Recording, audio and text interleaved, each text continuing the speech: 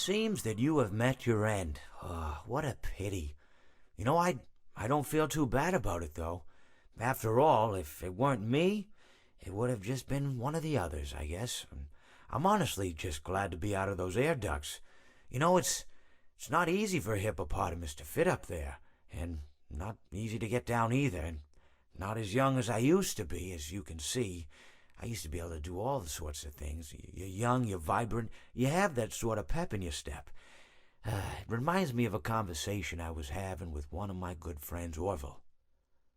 We were having a nice picnic one day. I believe it was summer. No, perhaps it was... Was it the fall? Yes. It was the fall because the leaves had turned already. But I said to Orville, I says, Orville, I have a story to tell you. And Orville looked at me, kind of odd and said, what's it about? I said to him, not every story has to be about something, Orville. Sometimes a person just wants to talk. Why does everything have to be a story? I said to him. He just looked at me and he said, well, you said you had a story. And, he was quite right. I did, in fact. I told him I had a story. I suppose if a person just wants to talk, then it's best to not announce that you're telling a story. Telling a story does come with its own pressures and expectations, I suppose. After all, if you're just talking to a friend, then there's no more expectations than if you were talking into the wind.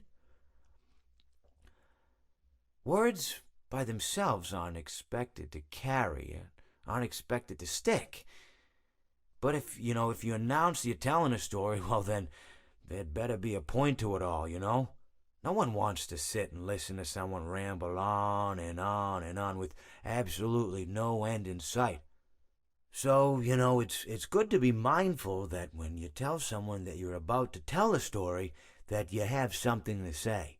Telling someone that you're going to tell them a story is tantamount to asking them to stop what they're doing and pay attention. You're basically saying, hey, buddy, stop everything. Stop what you're thinking. I have a solution to everything. And, well, I didn't really have any story to tell.